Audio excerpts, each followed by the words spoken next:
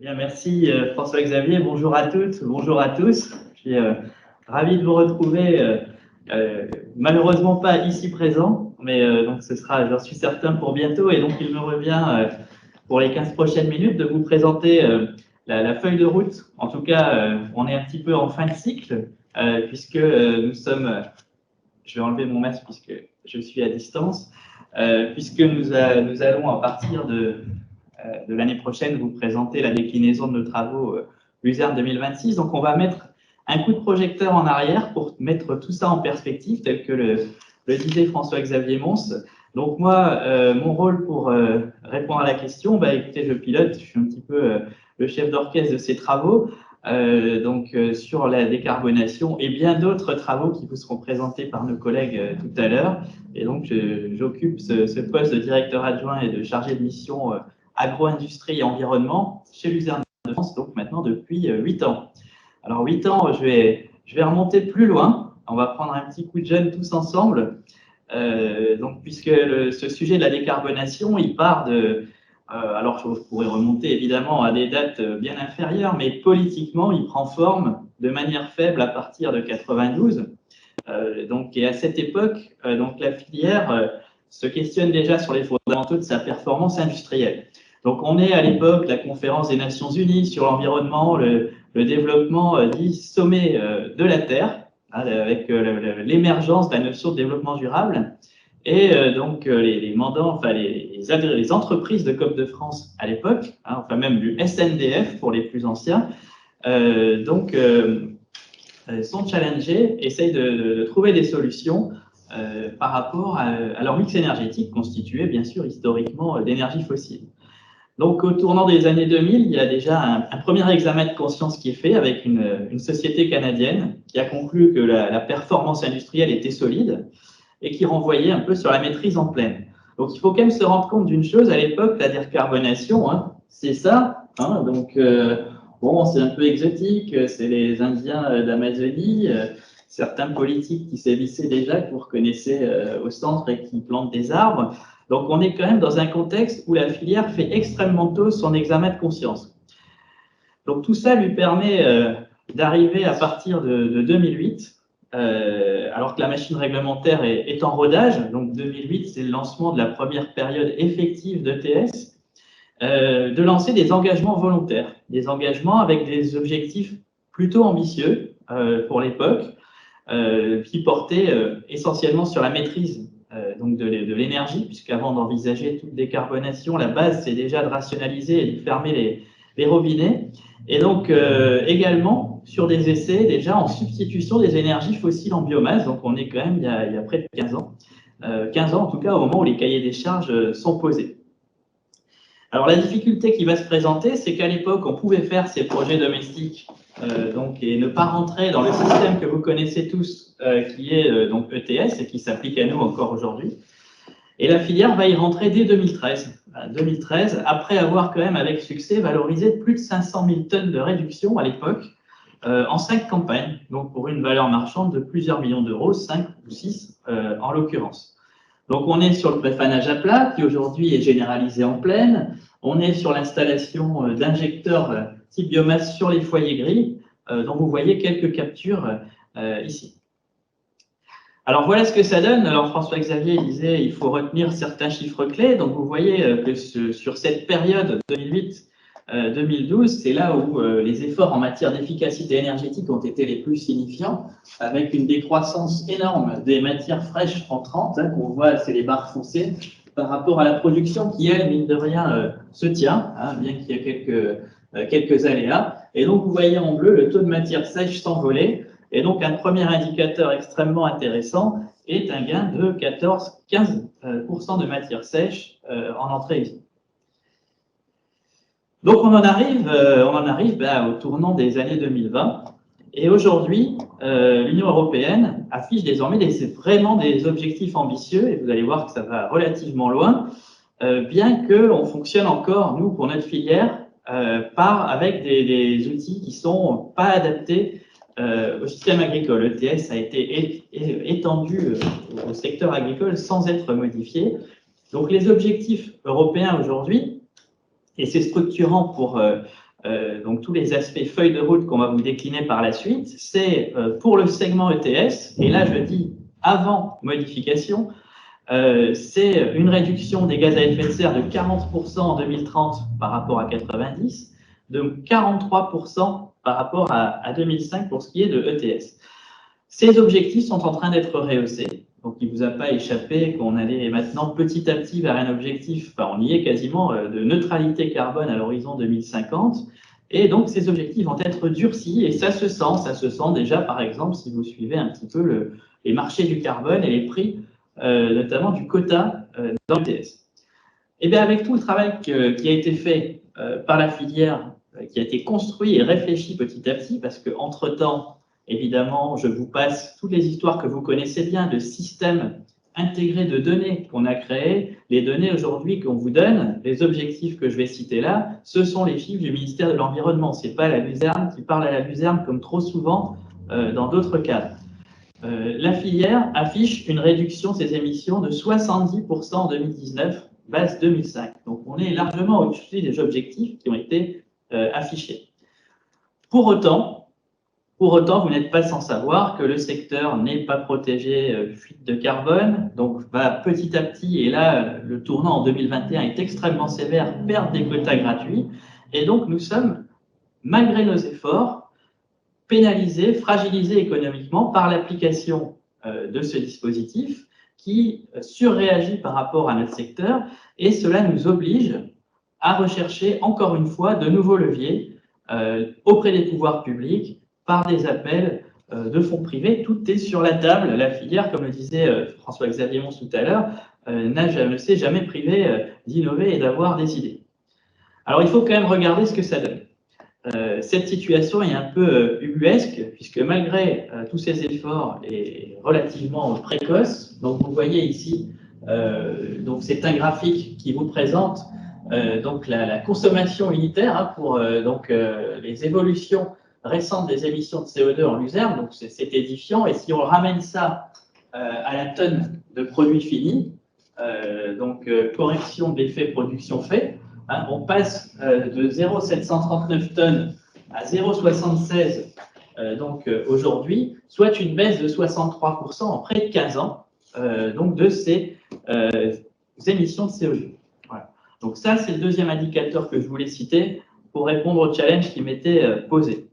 Donc, ce qui m'intéresse aujourd'hui, puisqu'on vous présente les travaux donc, de cette année, enfin ces 2 dernières années, puisque nous n'avons malheureusement pas pu nous réunir l'année dernière, que va-t-il se passer en 2030, en 2050? Et donc, le CET a eu à cœur de s'interroger sur ce sujet tout au long de l'année 2020 en particulier, puisque c'est une année au cours de laquelle nous avons notamment travaillé sur notre prospective. Quel levier pour aller plus en avant? Comment concilier la compétitivité, les surcoûts qu'engendrent les achats de biomasse par rapport à notre mix existant? Quels sont les freins réglementaires? Voilà. Donc, le coût aujourd'hui de l'application sans protection de ETS, il faut bien l'avoir en tête, même si on considérait un quota à 25 €, ce qui est complètement dépassé aujourd'hui, c'est 10 € par tonne de produit. Nous n'avons pas de possibilité de répercuter ce genre de charge sur le prix de vente. Il nous faut trouver des solutions, il nous faut arriver à augmenter notre taux de substitution, sachant que cela pose plusieurs difficultés. Il faut organiser l'amont, c'est-à-dire les approvisionnements de biomasse en amont. Il faut toujours garder cette capacité première à rémunérer notre producteur. Et donc, tout le sens de notre réflexion stratégique, c'était de trouver un objectif qui soit suffisamment ambitieux, à la hauteur à la fois de notre travail passé et des enjeux sociétaux du 21e siècle, et d'essayer d'absorber 5-10 € du mégawattheure de surcoût par rapport à l'existant. L'existant, c'est notre mix actuel, celui qu'on connaît, par rapport à la biomasse, qui est la solution qui a donc été identifiée pour notre filière. Et c'est une chance, toutes les filières n'ont pas sur la table pour l'instant des technologies de substitution pour pouvoir continuer d'avancer. Voilà. Alors, le sens de ce travail, alors, ça a beaucoup pris forme en fin d'année 2020 et je pourrais vous en dire bien davantage, notamment donc au cours de la prochaine journée technique, et peut-être que nous aurons le plaisir de nous voir avant. Nous comptons évidemment sur le soutien des pouvoirs publics et plus particulièrement sur le plan de relance dans le cadre duquel nous travaillons donc avec les pouvoirs publics et l'ADEME en particulier sur une aide dite au fonctionnement. Voilà. Alors cette aide au fonctionnement, c'est très simple. On a un déficit de compétitivité à un certain niveau. On ne peut plus absorber de surcoût biomasse par rapport à notre mix existant. Dans quelle mesure l'État peut-il nous accompagner pour faire en sorte, maintenant que les technologies sont mûres et que nos entreprises ont travaillé dessus, d'aller plus loin, plus vite dans la substitution en préservant la sacro-sainte rémunération du producteur qui nous permet de développer la filière. Voilà, donc il faut quand même souligner le travail remarquable des entreprises dans ce cadre, puisque nous avons été, entre guillemets, alors pas victimes, ce serait un peu fort, mais nous avons dû être extrêmement réactifs quand l'appel à projet est sorti, et la filière a été capable de déposer pas moins de 19 dossiers dans ce cadre en quelques jours, fin octobre 2020, qui sont petit à petit en train d'être instruits et élus lauréats. Donc, nous travaillons avec les pouvoirs publics pour que ces aides soient les plus incitatives possibles, pour poursuivre cet effet de levier et atteindre ce que nous avons acté comme engagement dans le cadre de notre réflexion stratégique Luzerne 2026, de réduire de 2/3 donc, nos émissions par rapport à une référence qu'on a choisie par rapport à l'année 2012, tout simplement parce que c'est notre entrée dans ETS, mais cela correspond en fait. Vous voyez, je vous disais qu'on était à moins 60% aujourd'hui à peu près d'émissions depuis 2005. Ça nous ferait monter à moins 85, autant dire que c'est une performance que peu ou aucune filière industrielle a réalisée jusqu'ici. Donc c'est un objectif extrêmement ambitieux. Nous ne l'atteindrons pas sans l'appui des pouvoirs publics, c'est évident, mais nous sommes des candidats crédibles aujourd'hui à ce type de dispositif et à réfléchir avec eux, et c'est remarquable, parce que nous ne sommes pas une grande filière, hein, mais nous avons pris notre destin en main et nous sommes écoutés à la fois par l'ADEME et par les administrations. Donc voilà, je voulais vous présenter cette feuille de route. On a 5 ans pour mettre ça en œuvre, donc on vous en dira un petit peu plus l'année prochaine sur la méthode. Et je vais utiliser les 3-4 minutes qu'il me reste de présentation pour compléter cette feuille de route par une étude que nous menons en parallèle avec l'INRAE sur l'ACV de la luzerne déshydratée, puisque au cours du grand processus que je vous ai décrit, très tôt, la filière a eu conscience qu'il fallait aller un petit peu plus loin dans l'intégration carbone. Et dès 2006, s'est essayé à une ACV, une analyse de cycle de vie. Alors évidemment, tout cela n'était pas normé comme ça peut l'être aujourd'hui.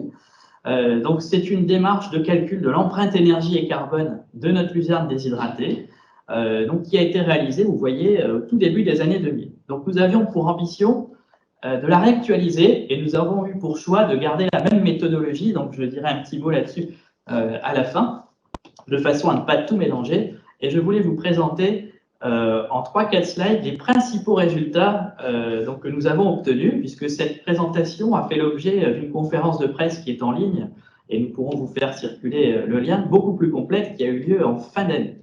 Voilà, donc l'équipe de Pascal Thiebaud et de Sylvie Recou à l'INRA avait pour objectif de mettre à jour ce bilan énergie, ce bilan carbone qui avait été estimé excédentaire d'environ 200 kg par tonne de luzerne déshydratée, entre ce qui est fixé, le carbone atmosphérique par la culture, et les émissions de carbone induites par notre process.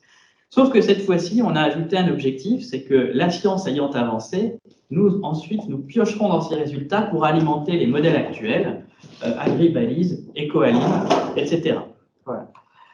Alors, la méthode, c'est très simple. On s'est appuyé sur les mêmes unités de production, qui sont des unités de production, alors, dans le premier volet de l'étude, de la coopérative Luséal, qui est donc le premier producteur de luzerne en France, avec à peu près 1/3 de la production, donc un échantillon très représentatif.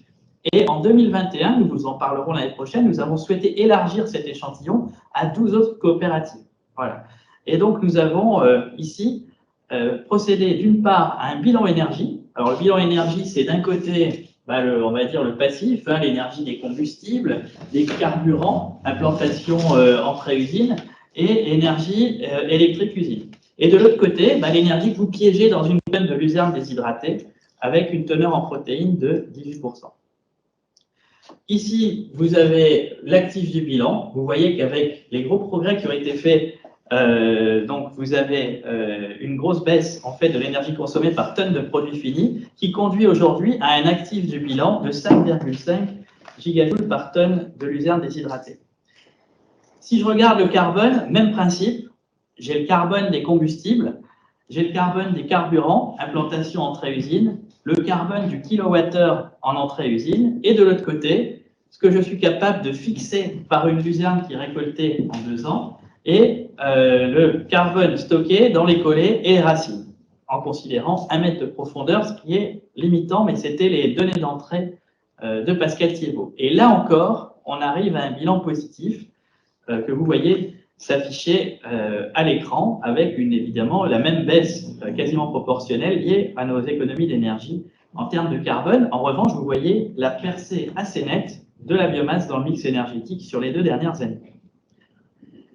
Tout cela conduit aujourd'hui à ce que nos 2 bilans, actifs moins passifs, pour la production d'1 tonne de luzerne déshydratée, soient positifs autant en énergie qu'en carbone.